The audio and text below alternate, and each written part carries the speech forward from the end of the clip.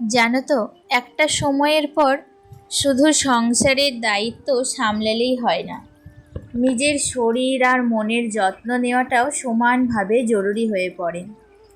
আমরা অনেক সময় পরিবারের সবার কথা ভাবতে ভাবতে নিজের কথাটাই ভুলে যাই। কে খেয়েছে, কার কি দরকার, কোন কাজটা আগে শেষ করতে হবে, তো এসবের ভিড়ে নিজের জন্য 5টা মিনিটও যেন বের করা হয় না। কিন্তু সত্যি বলতে কি জানো, জীবনে যতই ব্যস্ততা, দুঃখ বা কঠিন পরিস্থিতি আসুক না কেন, দিনের শেষে নিজের জন্য একটু সময় বের করাটা খুব দরকার।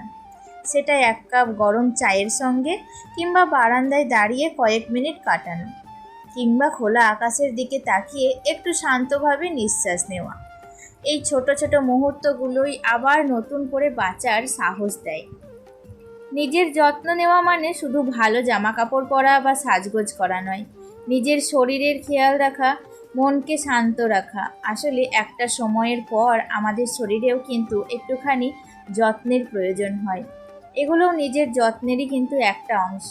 কারণ আমরা যদি ভালো না থাকি, তাহলে আমাদের প্রিয় মানুষগুলোকেও মন থেকে ভালো রাখা খুব কঠিন হয়ে যায়। একটা সময় ছিল যখন আমার চারপাশে অনেক মানুষের ভিড় ছিল, হাসি ঠাট্টা, গল্প, আড্ডা সব মিলিয়ে দিনগুলি কত সুন্দর কেটে যেত। তখন হয়তো বুঝতেই পারিনি সময় কত দ্রুত বদলে যায়। আজকে মাঝে মাঝে সেই দিনগুলোর কথা খুব মনে পড়ে। ভাবি, সেই মানুষগুলো কোথায়? সেই একসঙ্গে কাটানো বিকেলগুলো, সেই নির্ভেজাল হাসিগুলো, সব যেন স্মৃতির পাতায় আটকে আছে। তবে সময় আমাকে অনেক কিছু শিখিয়েছে। জীবনের কিছু অভিজ্ঞতা মানুষকে এমন এমন শিক্ষা দেয়, যা কোনো বই থেকে শেখা যায় না। বুঝেছি সবাই সব সময় পাশে থাকবে না, কেউ কিছুটা পথ হেঁটে চলে যাবে, কেউ শুধু স্মৃতি হয়ে থাকবে। আর এটাই হয়তো জীবনের সব থেকে বড় সত্যি। তাই এখন আর কোনো অভিযোগ নেই, যারা আছে তাদের ভালোবাসা নিয়ে, আর যারা নেই তাদের স্মৃতি নিয়ে জীবনটাকে এগিয়ে নিয়ে যাওয়ার চেষ্টা করি। নিজের ছোট্ট সংসার, নিজের দায়িত্ব আর নিজের স্বপ্ন, এগুলোকেই আজকে সব থেকে বেশি গুরুত্ব দিই। কারণ দিনের শেষে মানসিক শান্তি আর নিজের আত্মসম্মানটাই সব থেকে বড় সম্পদ। জীবন প্রতিদিন নতুন কিছু শেখায়। তাই আজও বিশ্বাস করি, যতদিন বেঁচে আছি ততদিন নিজের শরীর, মন আর স্বপ্নগুলোর যত্ন নেওয়া উচিত। কারণ নিজের যত্ন নেওয়া কোনো স্বার্থপরতা নয়, বরং নিজের জীবনকে ভালোবেসে হাসি মুখে সামনে এগিয়ে যাওয়ার সব থেকে সুন্দর একটা উপায়। আমার এই সংসারের প্রত্যেকটা জিনিস হয়তো খুবই সাধারণ, কিন্তু আমার কাছে এগুলোর মূল্য অনেক। কারণ প্রতিটা জিনিসের সঙ্গে জড়িয়ে আছে আমাদের পরিশ্রম, ভালোবাসা আর অসংখ্য ছোট ছোট স্মৃতি। তাই যতটা পারি সব কিছু পরিষ্কার পরিচ্ছন্ন আর যত্নে রাখার চেষ্টা করি। আমি বিশ্বাস করি সংসারকে সুন্দর করে তুলতে সবসময় দামি জিনিসেরই দরকার হয় না। নিজের যত্ন, সময় আর ভালোবাসা দিয়েই একটা ছোট্ট ঘরও শান্তি আর স্বস্তির জায়গা হয়ে উঠতে পারে। তাই প্রতিদিনের ব্যস্ততার মাঝেও একটু একটু করে ঘর গুছিয়ে রাখি, যাতে দিনের শেষে এই ঘরেই একটুখানি শান্তি খুঁজে পাওয়া যায়। দেখো, তোমাদের সাথে কথা বলতে বলতে আমার অনেকগুলো কাজ কমপ্লিট হয়ে গেছে। আজকের সকালটা শুরু করেছিলাম 1 কাপ চায়ের সাথে, অবশ্যই সেটা লিকার চা। অনেক দিন পর আজকে ইচ্ছা করলো একটু লিকার চা খাবো আদা দিয়ে। তো সকালবেলায় 1 কাপ লিকার চা খেয়ে একদম জোর কদমে কাজে লেগে পড়েছি। তার আগে নিচে আমি সবজি কাটা থেকে রান্নার সমস্ত জোগাড় করে তারপরেই কিন্তু উপরে এসেছিলাম।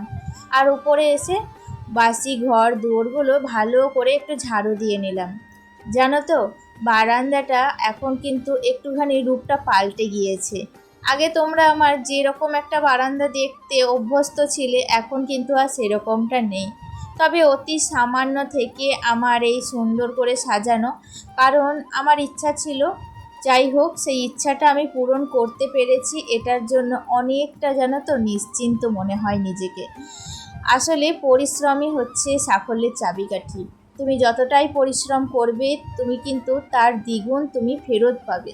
তো আমি সবসময় কিন্তু পরিশ্রম করতে ভীষণ ভালোবাসি, তবে সেটা আমার সংসারের পেছনে হোক কিংবা আমার নিজের প্রতি কিংবা আমার পরিবারের মানুষগুলোর প্রতি, প্রত্যেকজনের প্রতি কিন্তু একটা দায়িত্ব কর্তব্য আমার মাথায় সব সময় কাজ করে। তো সেগুলো থেকেই আমি সারা দিন পরিশ্রম করতে ভীষণই ভালোবাসি। যাই হোক, এদিকে রান্নাটাও কিন্তু কমপ্লিট করে এখন চলে এসেছি নিচের ঘরে। আসলে যেদিন থেকে রং করেছে আর তারপর আমি বাবার বাড়ি যাওয়াতে নিচেকার ঘরটাও বেশ ময়লা হয়ে গিয়েছিল।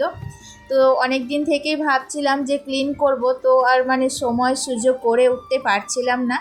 তবে কি বলো তো, আজকে একটু সময় বের করে নিয়েছি আর এখন কিন্তু ওপরের সাথে সাথে নিচের রুমটাও আজকে ভালো করে একটু ক্লিন করে নেব। আসলে বেশ ধুলো বালি এবং ময়লা জমে গিয়েছিল, তার সাথে যে পাখাগুলোও কিন্তু প্রচণ্ড পরিমাণে ধুলো জমে গিয়েছিল।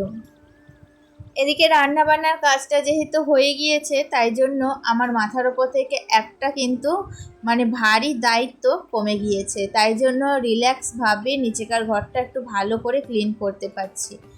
আর সপ্তাহে এরকম যদি 1 ঘন্টা কি আধ ঘন্টাও যদি তোমায় সময় দিতে পারো, তাহলে দেখবে প্রত্যেকটা জিনিস কিন্তু সব সময় কিন্তু একদম পরিপাটি এবং পরিষ্কার হয়ে থাকবে। আর যেহেতু আমার সংসারের প্রত্যেকটা জিনিসই আমার খুব শখের, আমি একটা একটা করে কিন্তু আজকে এত জিনিস করেছি, সব কিন্তু আমি নিজের শখ থেকে কিনেছি। যাই হোক, নিজের পার্সোনাল মানে ফান্ড থেকেই কিন্তু আমি সব কিছু একটু একটু করে সঞ্চয় করেছি। তাই প্রত্যেকটা জিনিসের প্রতি একটা আলাদা আকর্ষণ, আলাদা যত্ন আমার সব সময় কাজ করে। আমি আমার জিনিসগুলো যখন মানে কোনো কিছু একটা নষ্ট হয়ে যায় বা ভেঙে যায়, তখন কিন্তু আমার প্রত্যেকটা পাঁজরে কিন্তু আঘাত লাগে জানো। কারণ আমার প্রত্যেকটা জিনিস ভীষণ শখের এবং আমার কাছে কিন্তু এগুলোর দাম অনেকখানি। আমি এগুলো সব সময় এভাবেই মানে যত্ন করে টিকিয়ে রাখতে চাই। যাই হোক, দেখো নিচেকার ঘরটাও কিন্তু বেশ পরিষ্কার হয়ে গিয়েছে। এদিকে বাবু কিন্তু আজকে স্কুল গিয়েছে, অনেক দিন পর ওর শরীরটা সুস্থ হওয়ায় আজকে ওকে স্কুলে পাঠিয়েছি। আর সেই কারণেও কিন্তু আমি একটু রিল্যাক্সভাবে সমস্ত কাজগুলো আস্তে আস্তে কমপ্লিট করতে পারছি। আসলে ও স্কুলে গেলে আমার কিন্তু একদিক থেকে নিশ্চিন্ত থাকি জানো তো, যে স্কুলে পড়াশোনা সব কিছু করতে পারছে।